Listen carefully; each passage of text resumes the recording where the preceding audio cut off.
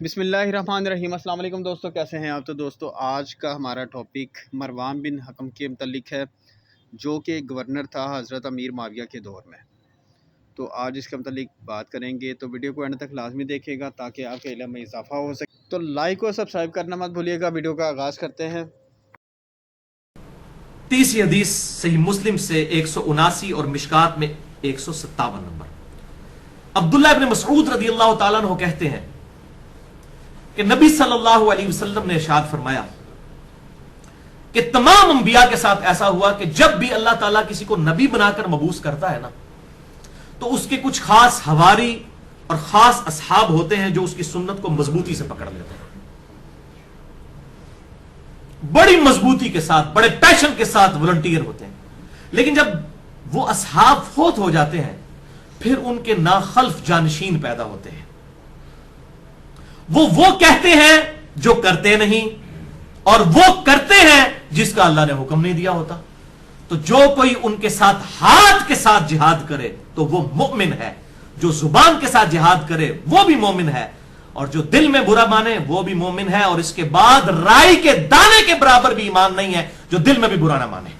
یہ حدیث جب ابو رافع تابعی نے بیان کی، اسی حدیث میں آتا ہے مسلم شریف کی۔ عبداللہ بن عمر سے بیان کی تو انہوں نے حدیث ماننے سے انکار کر دیا۔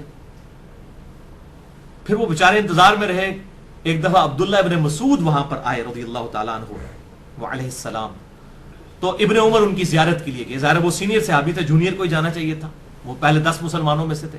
33 ہجری میں فوت ہوئے سیدنا عثمان کے دور میں، حضرت علی کی خلافت کا زمانہ ابن مسعود نے نہیں پایا۔ تو ملنے کے لیے گئے، وہاں پر ابو رافع نے عبداللہ ابن مسعود سے کہا کہ میں نے آپ صلی اللہ علیہ وسلم سے ایک حدیث اس طرح سنی تھی، آپ صلی اللہ علیہ وسلم سے آپ نے سنی تھی اور آپ نے مجھ سے بیان کی تھی۔ پھر انہوں نے پوری حدیث بیان کی، یعنی عبداللہ بن عمر کو نہیں انہوں نے کچھ کہا تاکہ وہ نیگیٹو سائیکالوجی ڈیولپ نہ ہو جائے کہ جی میری غلطی پکڑ رہا ہے، میں حدیث نہیں مانی۔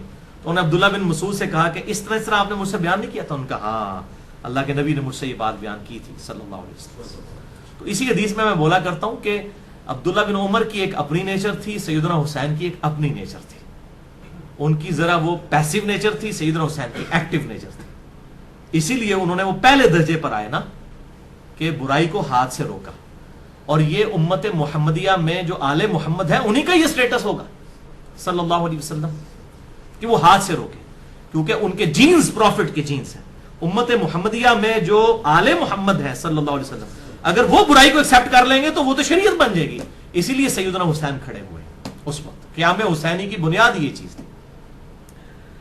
چوتھی حدیث صحیح مسلم میں 177 اور مشکات میں 3997 کہ مروان نے عید کا جو خطبہ ہے یہ نماز سے پہلے شروع کروا دیا۔ یہ حضرت معاویہ رضی اللہ تعالیٰ عنہ کی طرف سے مکہ مدینے کا گورنر تھا، اور اس نے جو کچھ خباثت کی ہے اسی کی وجہ سے حضرت عثمان بھی شہید ہوئے، مروان بن حکم، اور بعض کو رضی اللہ تعالیٰ عنہ بھی کہتے ہیں، اور کرتوت تسی سن لو۔ مروان بن حکم صحیح مسلم 177 مشکات 3997 جب اس نے خطبہ شروع کروایا، اچھا مشکات میں آدھا حصہ ہے اس کا، پوری حدیث صحیح مسلم 177 نمبر موجود ہے کتاب الایمان چیپٹر میں۔ اس نے پہلے خطبہ شروع کروایا، حالانکہ سنت کیا ہے کہ جمعے کا خطبہ نماز سے پہلے ہوگا، عید کا خطبہ بعد میں۔ چونکہ یہ خطبے میں حضرت علی پہ لعنت کرتے تھے، کوئی تقریر سنتے ہی نہیں تھا ان کی، تو زبردستی تقریر سناتے سن انہوں نے۔ تو ایک شخص وہاں کھڑا ہوا، اس نے کہا مروان تو سنت کو چھوڑ رہا ہے، نبی صلی اللہ علیہ وسلم عید کا خطبہ بعد میں دیتے تھے اور تو پہلے دے رہا ہے۔ اب پتہ اس نے کیا بکواس کیا آگے سے، اس نے کہا وہ طریقے متروک ہو چکے ہیں، ترک ہو چکے، ختم ہو چکے۔ جو نبی کی شریعت کے بارے میں یہ بکواس کرے کہ نبی کا طریقہ ختم ہو چکا، وہ مسلمان رہ جاتا ہے؟ یہ نواقض اسلام لکھتے ہیں جی، یہ چیزیں اسلام سے خارج کر دیتی ہیں۔ یہ ان کو پینٹ شرٹ میں نواقض اسلام نظر آ رہا ہوتا ہے مولویوں کو، اور نواقض اسلام کی سب سے نمائندہ مثال مروان بن حکم ہے، جس نے رسول اللہ کے طریقے کو کہا کہ ترک، نعوذ باللہ، اتنی نفرت کا اظہار کیا۔ یعنی اب یہ لوگ جو ہیں بدعتیں جاری کریں گے۔ تو ابو سعید خدری وہاں پر موجود تھے، انہوں نے کہا کہ اس شخص نے حق ادا کر دیا۔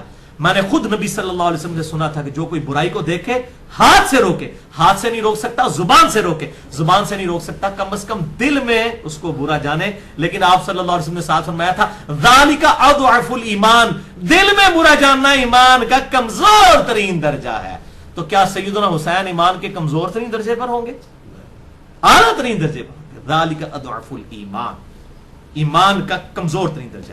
اسی کا ایک طریق صحیح مسلم میں 2053 اور مشکات میں 1452 ہے. وہاں پہ مروان ابو سعید خدری رضی اللہ تعالیٰ عنہ کو گھسیٹ کر ممبر کی طرف لے کے جا رہا اور وہ اسے مصلے کی طرف لے کر جا رہے کہ بھائی تو نماز پہلے پڑھا بعد میں خطبہ دیں.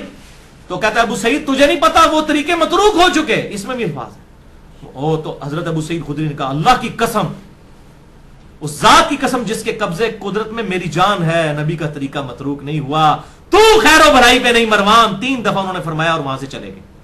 یہ بنو امیہ کے بدماش حکمران مروان بن حکم حضرت معاویہ کی طرف سے مکے اور مدینے کا گورنر. اور اسی کے بارے میں صحیح بخاری میں 4827 نمبر حدیث ہے کہ اس نے زبردستی ابو بکر کے بیٹے سے یزید کے لیے بیعت لینی شروع کی حضرت معاویہ کی زندگی میں, ان کے مرنے سے بھی 4 سال پہلے, ایک وقت میں 2 خلیفوں کی بیعت.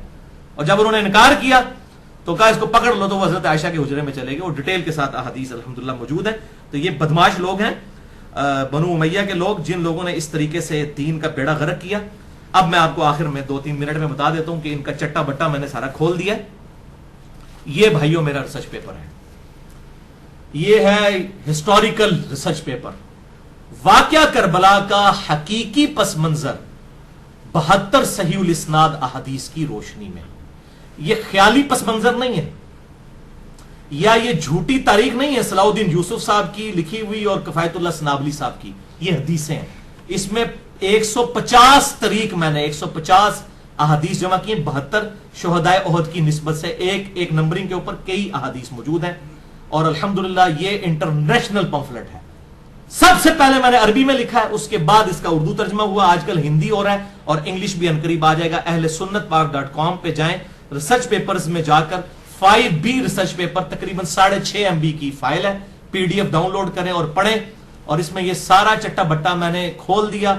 بنو امیہ کی بدماش حکومت کا جو ناخلف جانشین, جو سورہ مریم کی آیت نمبر 59 میں آیا کہ نبیوں کے جانے کے بعد اور خلفائے راشدین کے اور صحیح پکے جو والنٹیئرز اصحاب ہیں ان کے جانے کے بعد کس طریقے سے جو ہے وہ جانشین مسلط ہو جاتے ہیں, حکمران بن جاتے ہیں. ان کا پورا چٹا بٹا میں نے اس کے اندر کھول دیا ہے. سرچ پیپر نمبر 5B واقعہ کربلا کا حقیقی پس منظر 72 صحیح الاسناد احادیث کی روشنی میں. اہل سنت پاک.com سے آپ اسے ڈاؤن لوڈ کر سکتے ہیں. 6.5 MB کی فائل ہے. انشاءاللہ عربی میں بھی اور اردو میں تو آپ کو فوراً مل جائے گی. ہارڈ کاپیز بھی یہاں پہ کلرڈ مل جاتی ہیں. اور اس کے بعد انگلش اور ہندی ترجمہ بھی الحمدللہ اس کا آنے والا ہے. اللہ تعالیٰ سے دعا ہے جو حق بات میں نے کہی اللہ تعالیٰ ہمارے دلوں میں راسخ فرمائے. اگر جذبات میں میرے منہ سے کوئی غلط بات نکل گئی تو اللہ تعالیٰ ہمارے دلوں سے محو کر دے. ہمیں کتاب و سنت کی تعلیمات پر عمل کر کے دوسرے بھائیوں تک پہنچانے کی توفیق عطا فرمائے. سبحانک اللہم و بحمدک اشہد ان لا الہ الا انت استغفرک و اتوب الیک وما علینا الا البلاغ المبین. تو دوستو امید کرتا ہوں کہ ہماری اس ویڈیو کی وجہ سے آپ کے علم میں اضافہ ضرور ہوا ہوگا اور آپ کو ویڈیو اچھی لگی ہوگی. تو ملتے ہیں کل ایک نئے ٹاپک اور ایک نئے سوال کے ساتھ. اللہ حافظ. دعا میں یاد رکھیے گا.